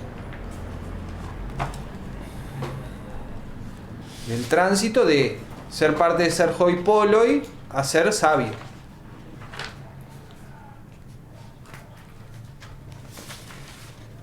¿Y cómo es esto posible? Entonces leo el fragmento 35. Conviene pues sin duda que tengan conocimiento de muchísimas cosas los hombres filósofos. O sea, los hombres filósofos son los hombres que buscan el saber, que buscan el logos. Y para eso tienen que investigar muchas cosas. Y eso va a funcionar como una escalera para que alcancen eso único, que comprenderlo es la sabiduría y comprenderlo es el conocimiento. Y que es la síntesis de lo múltiple. Y es lo que explica lo múltiple. Entonces, para conocer lo uno que unifica y gobierna lo múltiple, tenemos que ir de lo múltiple a lo uno. Y tenemos que conocer muchas cosas. Digamos, no es quedándonos sentados en el sillón que vamos a comprender el logos. Tenemos que observar las estrellas, tenemos que observar el crecimiento de las plantas, tenemos que observar el desarrollo natural de los animales. Hay que mirar, hay que curiosear mucho para alcanzar eso único que legisla todo. No hay otra vía. No hay otra vía. Luego dice algo que funciona como una especie de precepto de esta investigación del hombre que busca el logos. No hagamos conjeturas al azar sobre las cosas más grandes. ¿Ah? No digamos disparates. No tiremos bolazos. Es tan lindo. No tiremos bolazos, dice Heráclito. Si vamos a entrar en este camino de comprender el logos, no tiremos bolazos, no, porque me parece no, no va por ahí. Hay que ser muy, muy riguroso, muy serio, muy paciente, y bueno, y no es moco de pavo, no es algo que esté ahí, no es moco de pavo lo que está por delante, y hay que ser consciente de eso. Una pregunta. Y eso es parte de poder llegar a eso. Sí. Porque no quiero simplificar la cosa excesivamente, pero si el logos es, mejor dicho, sí, el logos es entender que hay una dinámica de la oposición de las cosas y que no es el argelo que importa, sino que el logos es y todo. ¿Ya no llegaste a lo que tenías que llegar? ¿Entendés lo que te quiero decir? O sea, lo que había que comprender no es eso, que hay que conocer más allá de... O sea, sino qué es lo que estás buscando. ¿Me entendés lo que está buscando porque, es el principio unificador del todo. Que no se da cuenta del todo. El logos es una manera de conceptualizarlo. Otra manera de conceptualizarlo es como el fuego siempre vivo. Otra manera de conceptualizarlo es como el Dios. Ok, pero si llegué ahí, ¿ya no llegué? Sí. Pero nunca llegás del todo. ¿Pero qué es lo que falta entonces? Y conocer ¿Qué es lo que falta? Otra cosa. ¿Qué es lo que falta? Ser Dios. ¿Qué es lo que falta? Llegar a eso, no, y bueno, no.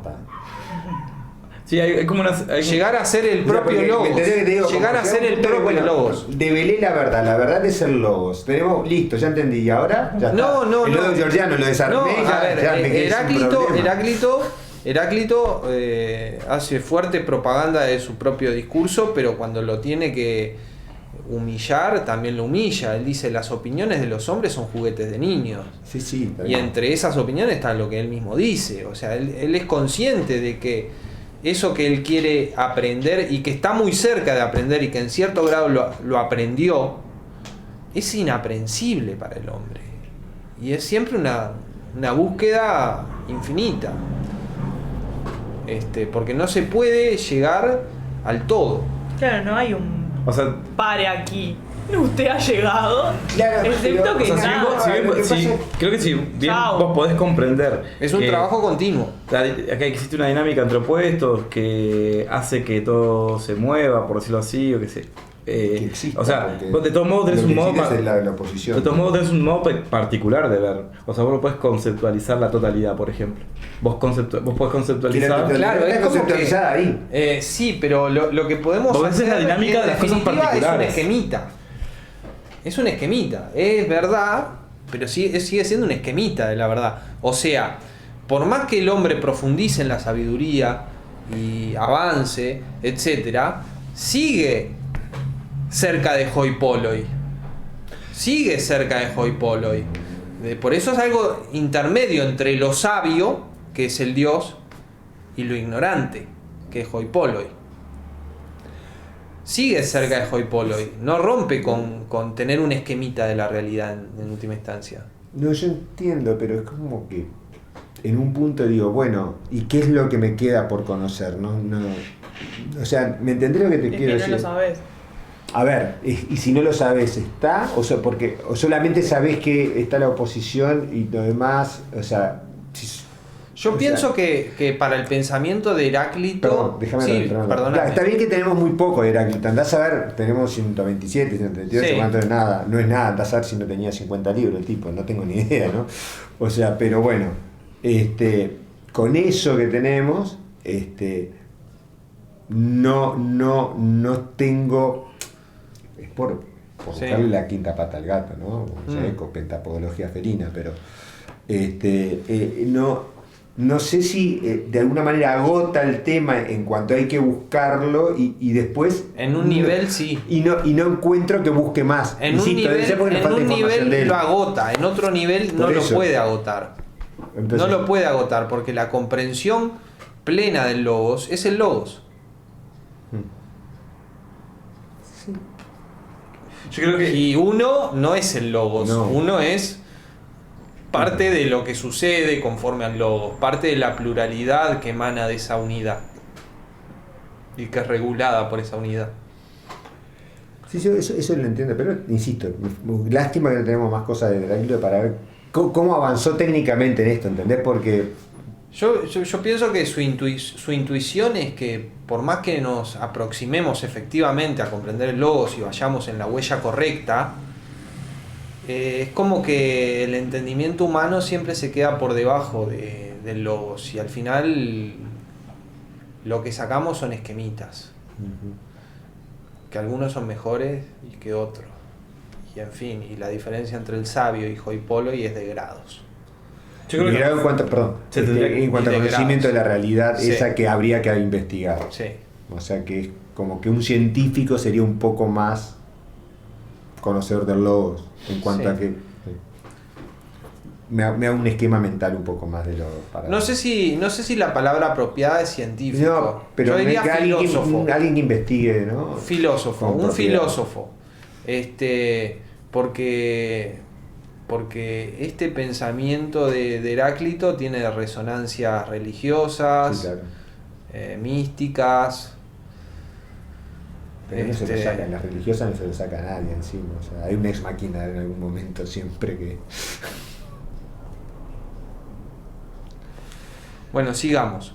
Entonces, para alcanzar el conocimiento, el filósofo tiene que conocer muchas cosas, no puede andar haciendo conjeturas al azar, sino que tiene que tener un pensamiento aplomado, un pensamiento que no se deja hechizar por cualquier discurso como le sucede al hombre imbécil. ¿Bien? ¿Y qué pasa? Buscan oro, como, sí.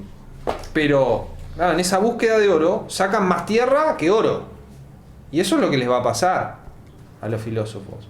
Van a buscar oro, van a buscar el conocimiento, pero en esa búsqueda del oro van a sacar más tierra que oro. Van a sacar más desperdicio que oro. Van a sacar más cosas inútiles que cosas útiles. Y bueno, y esa es la situación. Para comprender el logos hay que excavar, y excavar mucho. Y el logos es el oro.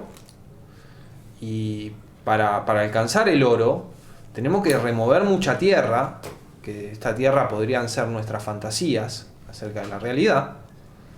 Y bueno, y todo eso es desperdicio. Y solo tiene sentido en tanto fue medio para el fin. ¿No? Y luego dice, común a todos es la inteligencia, tophronein, que tiene que ver con lo que habíamos hablado antes de prudencia. Común a todos es la inteligencia. Esta inteligencia permite comprender el logos y permite ser prudente, porque comprender el logos es estar en una situación de privilegio epistemológica, pero también en una situación de privilegio ética, porque se encarna la virtud.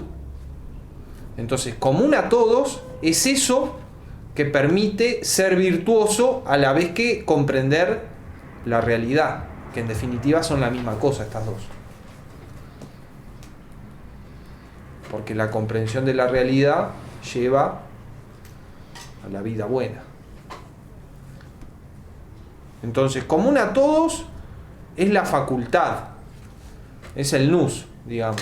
Solo que algunos lo ejercitan, algunos no lo ejercitan, algunos lo ejercitan mejor que otros, algunos más que otros, etc. Y luego el fragmento 23.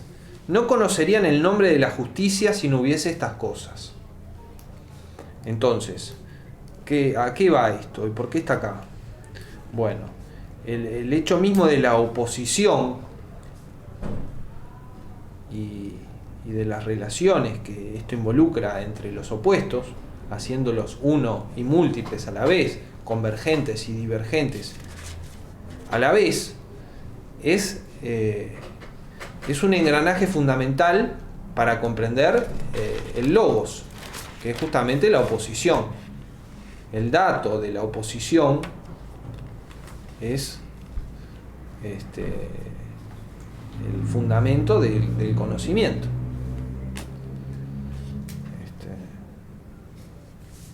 Conocemos las cosas por su oposición.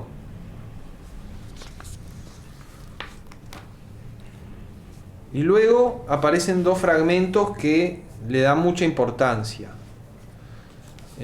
los intérpretes, que están conectados con la tradición apolínea del conócete a ti mismo como camino a la sabiduría y la virtud. Entonces dice, a todos los hombres les está concedido conocerse a sí mismos y ser sabios. O sea, a todos los hombres les está dado la inteligencia, como dijimos. Por eso, a todos los hombres les está dado conocerse a sí mismos y ser sabios. Y acá parecería que conocerse a sí mismo y ser sabio es lo mismo.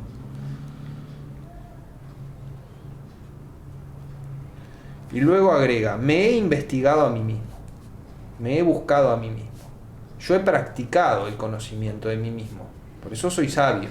Eso explica que sea sabio. Tanto en sentido teórico, de comprender el logos, como en sentido práctico, de practicar el logos. Y este acceso al logos se da a través del conocimiento de uno mismo. Y los que dan mucha jerarquía a estos fragmentos piensan que para Heráclito uno es un microcosmos respecto del cosmos. Entonces la comprensión de uno mismo nos da la comprensión del cosmos, porque en definitiva uno es un microcosmos. Y ahí aparece el tema del alma como fuego, que es lo rector, lo conductor de uno, etcétera, como en la fisis lo rector y lo conductor es el fuego siempre vivo. Bien. Y ahora aparecen dos fragmentos que vienen a cuenta de los límites del conocimiento de uno mismo y por lo tanto de los límites de la comprensión del logos y los límites de la sabiduría humana.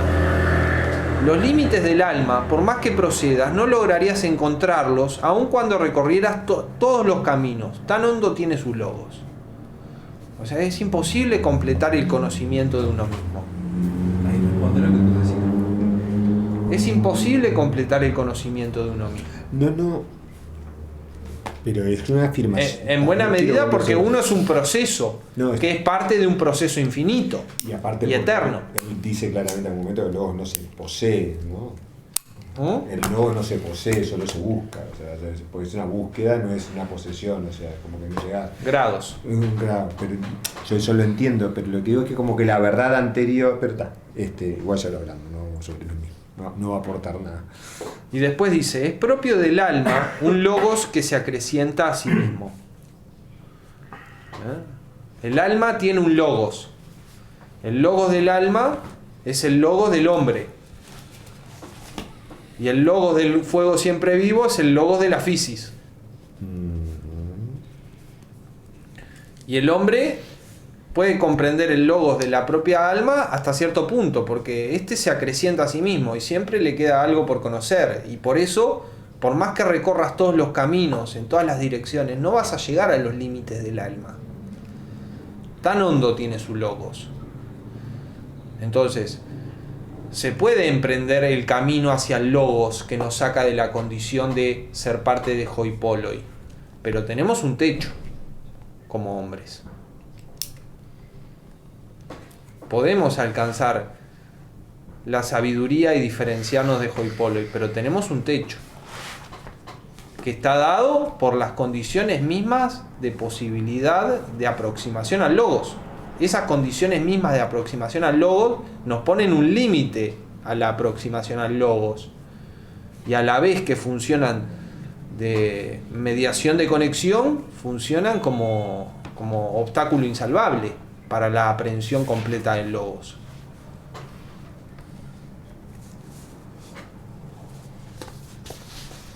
Y acá es donde aparece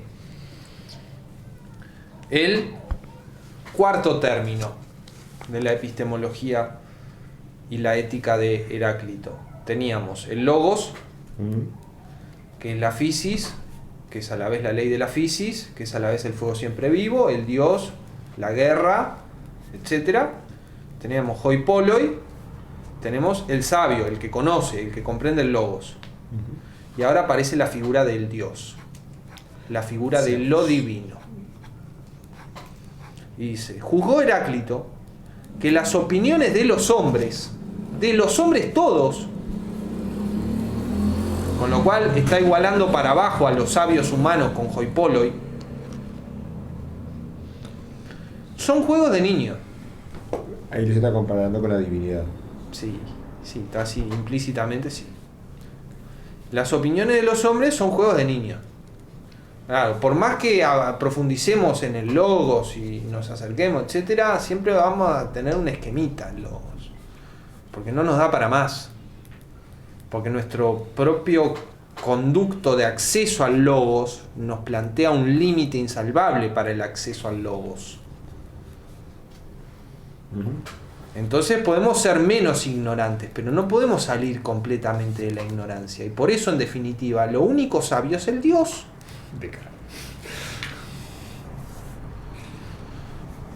Dice en el fragmento 78, el modo de ser, y la palabra es ethos, de donde viene ética. El ethos de algo se puede traducir como el modo de ser, la forma de vida también. Ethos, ¿no? Ethos, de donde viene ética.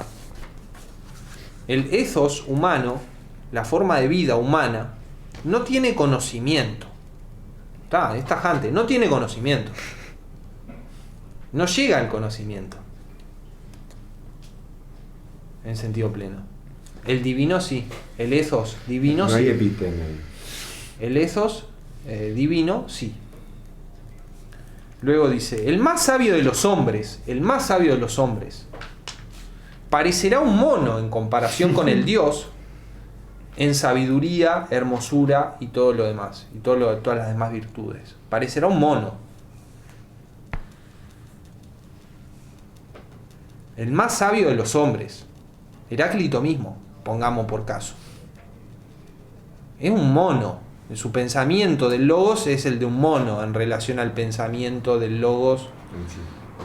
Y piensen en un mono, no César, el de película de Planeta de los Simios, no sé si la vieron. No es ese No me mono acuerdo que el es nombre. inteligente, es el mono que es mono, nomás, que no le dieron una sustancia que aumentó su coeficiente intelectual, digamos. ¿No vieron esa película? Sí, la vi, pero no me acuerdo el nombre de está bastante Apu. buena. Digo, no es buena, pero No, las últimas. no es buena, pero se puede mirar. Yo por lo menos la miro. Me llama la atención como ciencia ficción, claro, me llama la atención como ciencia ficción. ¿Puedo hacer como Sí, por supuesto. Como me vino esta idea de que como el conocimiento del ser resulta que como que por lo último que hemos dicho, como que el conocimiento del ser o del logos, el conocimiento como práctica de conocimiento, resulta como siendo un devenir, como que me resulta esto, como una cosa que es un proceso que se avanza de cierta manera, pero en realidad nunca se llega a... Está bien observado eso y creo que es un pensamiento heraclitio. Por contraposición al Dios que ya lo tiene todo desde siempre, ¿no? Claro. Porque lo es todo. Entonces vemos que en el Dios se da que es todo y que piensa todo. Y podríamos decir el ser del todo es el pensar del todo de sí mismo. Con lo cual llegamos a la tesis que después va a aparecer en Parménides de que es lo mismo ser y pensar. Parménides lo va a decir. Es lo mismo ser y pensar. El ente parmenidio es, y ese ser es el pensamiento de sí mismo. Y es un nous. ¿Qué piensa? A sí mismo. ¿Por qué? Porque piensa el ente. Y el ente es sí mismo. En fin, me estoy adelantando, pero esto abre una de las líneas fundamentales de la teología occidental.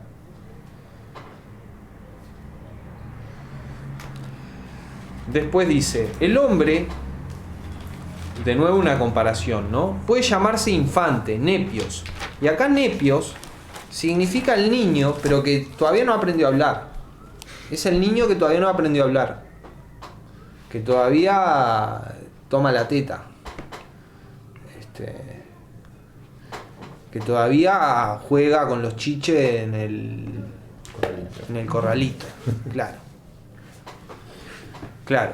El hombre puede llamarse eso en comparación con el Dios. Así como el niño en comparación con el hombre. Así como el bebé. Digamos, la relación que hay entre el bebé y el hombre. El bebé de 1 año y medio, ¿no? Más o menos. Eso sería nepios. Y el hombre es la relación que hay entre el más sabio de los hombres. Entre el más sabio de los hombres. Porque esa parecería ser la idea. Y Dios. Perdóname. Ahora para acomodar un poco una cosa respecto. O sea, porque para Heráclito, puede estar mal esto, pero es lo que recuerdo un poco haber leído eso. El cosmos existe desde siempre, no lo crea un Dios. Es Dios. Es Dios. No es que es un Dios que lo... Es. Ok. Es Él. Y ese cosmos es la unidad de todos los opuestos. Sí, claro. Etcétera. Pero no es que lo creó un Dios, sino que es lo mismo. Es Dios. Es el Dios es la unidad de todos los opuestos. Y este cosmos es justamente un cosmos porque es esta unidad de todos los opuestos. Y es el fuego siempre vivo que se apaga según medida y se enciende según medida, y por eso es cosmos, porque hay medida no, claro, en el devenir. Ahora cuando estábamos citando a Dios en cuanto a que el hombre no llega a Dios, pero en realidad no llega a todo, ¿no? Al cosmos en sí. Claro. Por eso de ahí quería acomodarme la Lo cual es como que dice aquí, bueno, quédate tranquilo, digo, el universo es más grande que vos. Es infinito. Es infinito. No te gastes. Es infinito desde todo punto de vista. Y aceptarlo. Y bueno, y en esa medida, eso es parte de la sabiduría humana, eso es parte de conocerse a sí mismo.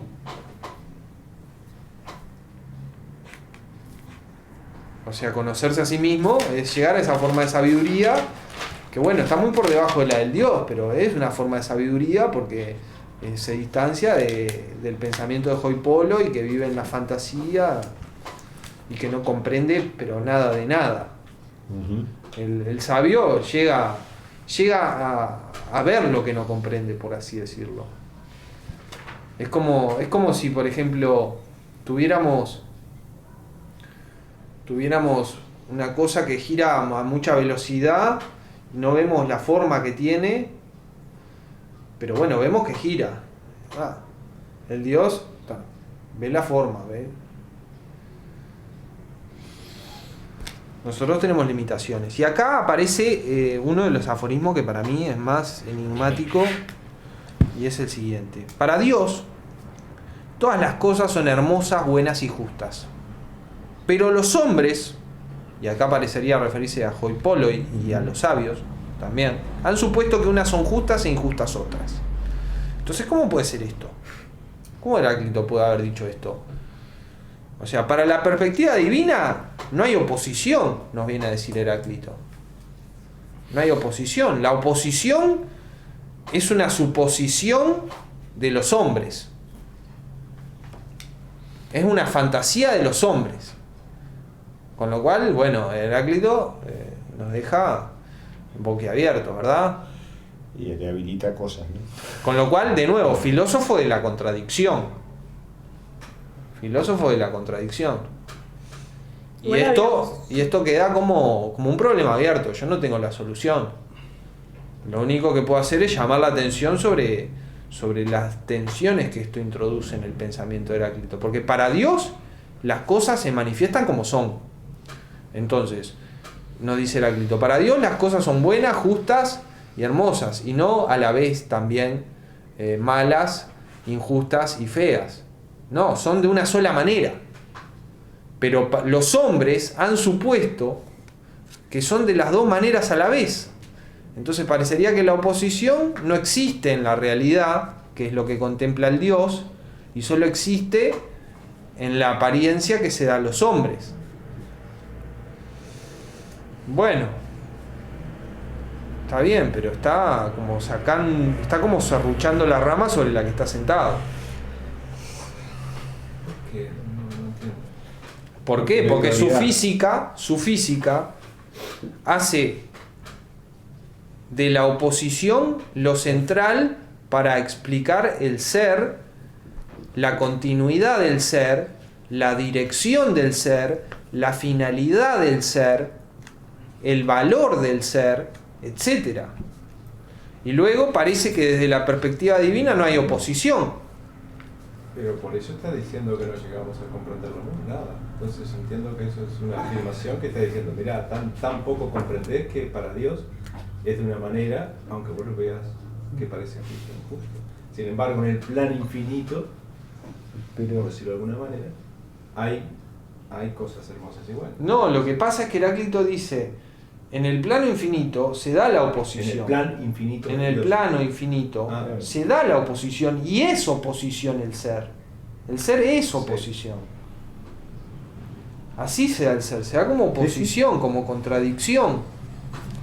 Pero también es unidad de todos los Y acá, opuestos. bueno, y acá... Es un poco lo que voy, en la unidad de los opuestos... Y acá yo creo que lo que corresponde es potear el problema y seguir, porque quedará para la segunda vuelta cuando volvamos con Heráclito y tengamos más armamento, pero yo no tengo una solución a esta aporía, porque es una verdadera aporía del pensamiento de Heráclito. Con respecto a su pensamiento, claro. No en sí misma, sino respecto a todo lo otro. Es una aporía del pensamiento de Heráclito. Es una afirmación.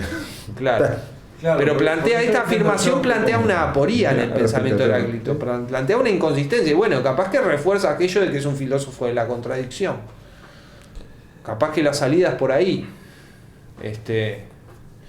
O Capaz que para el Dios también Heráclito podría decir todas las cosas son feas, malas e injustas. Porque el Dios capaz que tiene la vista lo suficientemente penetrante como para entender la identidad de los opuestos. Mientras que los hombres no, diferencian los opuestos. Creo que por ahí va la cosa. Por ahí puede ir. Por ahí puede Creo ir. que hace un poco esa distinción como en dos niveles. Entonces, dado que el Dios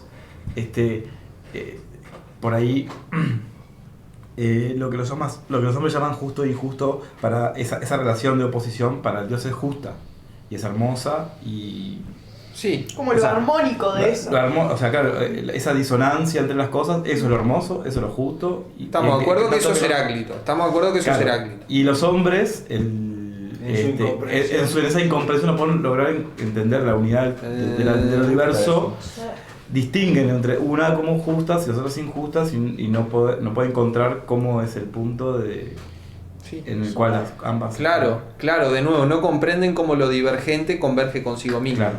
Y capaz que esa es la hermosura y la belleza, me gusta eso. Eso yo lo había entendido en clase con el ejemplo que pusiste de la gacela y el tigre. Yo lo entendí así. Yo no lo No puse ese puso, ejemplo. eso lo dijo Francisco. ¿Así? Sí. Pero no- Bueno, Y tampoco fue con Heráclito. Sí, que veía injusto, sí, fuiste tú. Sí, que veía injusto no. cuando en la naturaleza. Pero no fue con el Si fuera tigre- yo me acordaría. No lo puse, no. Bueno, lo importa, entiendo pero así. dale. A ver. Que realmente, que uno ve injusto que el tigre se coma la gacela. Sí, Pero sin embargo, es justo. sí. En el gran plan. por decirlo. Exacto. Sí. Que ahí es donde, o sea, yo lo entendí así. Sí. Igual también me hace acordar a un ejemplo de Hume cuando dice que un árbol da una semilla, cae la semilla y crece, digamos, el hijo del árbol y el árbol más grande le tapa el sol al árbol más pequeño y entonces el árbol más pequeño, entonces ¿cómo era? El otro crece tanto que obliga al progenitor a morir, no me acuerdo bien el ejemplo, pero Hume termina preguntando, ¿eso es parricidio, no? Dice, no, o sea, el concepto está en la mente humana, ¿no? O sea, diciendo que la maldad y la bondad no está en sí la naturaleza, sino en, Pero que en Heráclito nosotros que lo hacemos dice, la ¿no? distinción. No, capaz que la línea más Vivir y morir es manifestación de más, logos. más correcta de entender esto es, bueno, el Dios entiende perfectamente la identidad de los opuestos, Claro. Y mientras eso que justo- los hombres no Tienen que alcanzan a entender completamente la identidad de los opuestos, los separan y no los unen tanto como para entender la identidad de los opuestos. Claro. Que es hermosa, de todo lo demás que dice ahí, ¿no? Y a la vez es fea, O sea, pero la identidad. porque la de los- contradicción es un factor constante del pensamiento de Heráclito. En el mundo de Heráclito todo acontece de acuerdo a necesidad, pero por azar, por ejemplo. Todo acontece de acuerdo a discordia y a injusticia, pero todo es justo. Y así, como esa, hay muchas contradicciones en Sí, distintos esta puede ser niveles. otra de esas, ¿no? En distintos niveles. También. Bueno.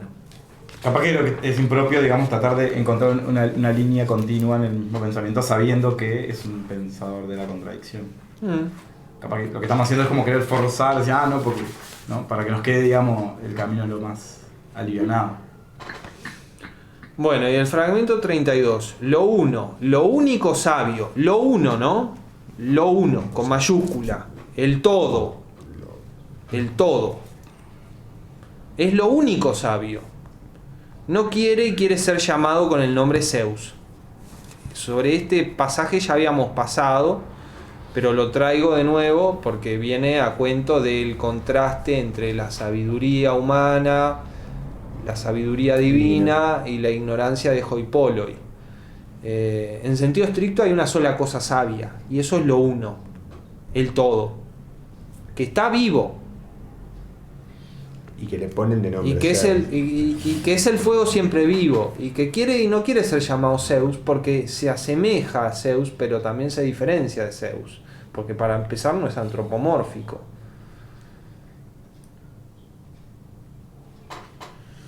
Bueno, y después 3 fragmentos que vienen a cuento de la fe y el conocimiento y la comunicación del Dios con el hombre. La Sibila era una sacerdotisa que entraba en un estado de manía o locura inducido por el Dios y de esa manera daba oráculos, esto es profecías. La Sibila, con su boca delirante, con su boca posesa, fuera de sí, extática, profiriendo palabras sin risas y sin adornos y sin perfumes, traspasa con su voz miles de años. O sea, puede hacer profecías dentro de 4000 años por virtud del Dios. Y es porque tiene el Dios adentro. El Dios tiene todo ese conocimiento, puede traspasar miles de años con el conocimiento, para adelante y para atrás, porque lo conoce todo. Y la sibila, a través de la inspiración del Dios, puede proferir palabras que traspasan miles de años. ¿Ya? Después dice, el Anax es un concepto que yo no le encuentro traducción al castellano. Por ejemplo, Agamenón en la Ilíada, Héctor en la Ilíada, son Anax.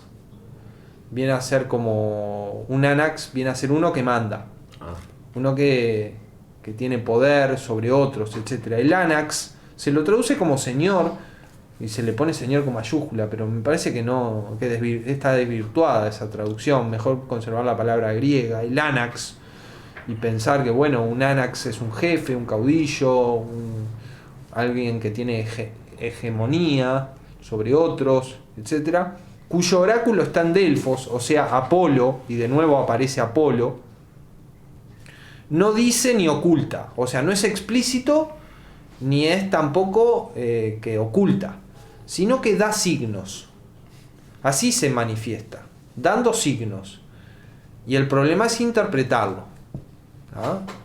El oráculo de Delfos es enigmático. El Dios habla en enigmas.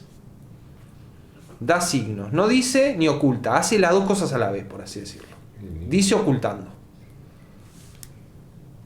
Y el problema es desocultar. Justamente. Dice, de las cosas divinas la mayoría, según Heráclito, por falta de fe escapan al conocimiento. Entonces, para comprender lo divino se hace necesaria la fe, se hace necesario participar de cosas como el oráculo de Delfos, la sibila, etc. Entrar en comercio con todas esas cosas, porque lo divino nos habla. Quiero remarcar eso. Para Heráclito, lo divino nos habla. Nos habla de una forma extraña, que nos parece extraña, porque la verdad nos parece extraña. El Dios dice el logos, y ese logos no suena inconexo, no suena cojeante, por así decirlo, pero es el logos, y el punto es que nos tenemos que superar a nosotros mismos, y a eso ayuda la fe. O sea, la fe es parte de ese camino del filósofo, porque el Dios nos habla. Entonces tenemos que ver de entender al Dios, cómo el Dios nos habla. Entonces, en la epistemología de Heráclito tenemos la idea de logos, de el logos, que es la verdad con mayúscula, la gran verdad, la gran ecuación, ¿tá? Que expresa cómo sucede todo y cómo se debe vivir a la vez. Tenemos hoi polloi, que no comprenden en absoluto, son ciegos al logos, aunque lo tropiezan a diario con él y tienen relación continuamente con él, y se fabrican una fantasía y viven a contramano del logos, no viven como deberían vivir, sino como se imaginan que deberían vivir. Después tenemos los que se separan de hoi polloi, que son los que se investigan a sí mismos, que investigan muchas cosas y que eso les posibilita comprender en algún grado el logos, y estos son los sabios. Y después, por otro lado, tenemos a lo sabio, que es el Dios, en comparación con el cual el sabio humano es como un mono, es como un bebé, etc. Y el punto interesante está en que este Dios nos habla, y la fe es parte importante de la comprensión del logos. Es un conducto del logos, o sea, podemos aprovechar esa palabra del Dios para acceder al logos, pero así como nos acerca, nos pone un problema, porque es todo un problema entender al Dios, porque el Dios habla de una forma extraña, habla a través de una boca delirante, habla no diciendo ni ocultando, sino dando signos. Yo no me quiero ni imaginar lo que era presenciar un oráculo antiguo. Era una cosa, un fenómeno muy extraño, ¿no? O sea, una persona que está fuera de sí, notoriamente fuera de sí, capaz algo parecido podemos encontrar. Yo me imagino una banda enseguida. Claro, eso y me imagino claro, algo así. Y bueno, Lo y esa es la curioso situación. es que la Sibila, con su boca delirante, dice sin... ¿Cómo es que dice? Sin risas, sin adornos y sin perfume. Claro. O sea, dice algo delirante, pero no lo está borrando. De algún modo es al punto, ¿no? De algún modo Sí. es lo que tiene que decir. Pero Sí, es preciso, ahí va. Pero es delirante. Sin vueltas. Sin vuelta, pero delirante. O sea, como que hay como cierto desfasaje con lo real, o al menos al escucharlo. Claro, la profetisa, la Sibila, no sabe nada de lo que dice. Claro. El que sabe es el Dios, y ella es como un muñeco que el Dios hace hablar. Pero es concisa. Y que mientras lo hace hablar, la Sibila está fuera de sí, no está en sí, ¿se entiende? Está en un no lugar de pensamiento, está enajenada. Claro. Y así el Dios nos habla. Y la fe, esto es tomar estos oráculos, tomar esta palabra de Ahí Dios, está la fe. nos puede ayudar al conocimiento, y más aún, por falta de fe muchas cosas escapan al conocimiento. O sea que tenemos que capitalizar estas comunicaciones del Dios para entender. Con lo cual vemos que Heráclito se termina de alguna manera reconciliando con la religión tradicional, por más que es muy crítico y todo lo que sé, todo lo demás, pero bueno, a la hora de la verdad dice, sí, el oráculo de Delfos, todo bien, la Sibila A ver si la acusan es verdad, de piedra es todavía. auténtica. No, claro, sí, capaz que se estaba cuidando de eso, o sea, de no irse de mambo, como quien dice. De no pasarse de la raya. Claro, hay una copita de cicuta a la vuelta de la esquina. Claro. En fin.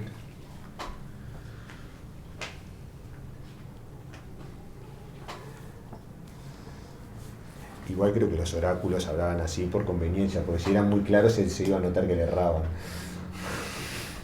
Ahora, quiero llamar la atención sobre lo siguiente. ¿Cómo cambia el tono Heráclito cuando habla de la fisis y cuando habla del hombre en relación a la fisis y su comprensión? Cuando él habla sobre la fisis, parece ponerse en el punto de vista de Dios. Pero cuando habla sobre el hombre y la relación, baja al nivel humano. Baja al nivel humano y es consciente de que hay algo trascendente, superior, que lo abarca, que lo constituye, etcétera, pero que no lo puede terminar de comprender, aun cuando sea todo lo sabio que pueda ser. ¿No? En ese sentido es que por eso interpretaba para Dios todas las cosas son imposibles. Como que hablan en distintos momentos, distintos planos, ¿no? Sí, O desde distintos planos, sí, o para distintos planos. sí. Bueno, hoy hemos terminado Heráclito. Si tienen preguntas, las atendemos. La situación es la siguiente. La próxima reunión vamos a empezar a trabajar el pitagorismo. Y probablemente o posiblemente trabajemos en una reunión el pitagorismo. ¿Por qué? Porque el pitagorismo es algo muy difícil y muy oscuro. Entonces yo quiero que nosotros veamos las cosas claras del pitagorismo. Y señalar las oscuridades que hay. Pero quiero que tengamos una visión de lo claro, de lo que se puede conocer, en efecto, que fue el pitagorismo como corriente de pensamiento, como forma de organización humana, etc. ¿Tá? Entonces, hay enormes problemas para conocer lo que es eso.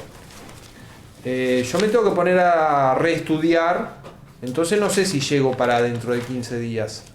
En principio, la próxima reunión queda para dentro de 15 días. A menos de que no. A menos de que quede para dentro de 21 días, que sería lo que yo necesite para preparar lo que quiero preparar de acuerdo a mis cánones.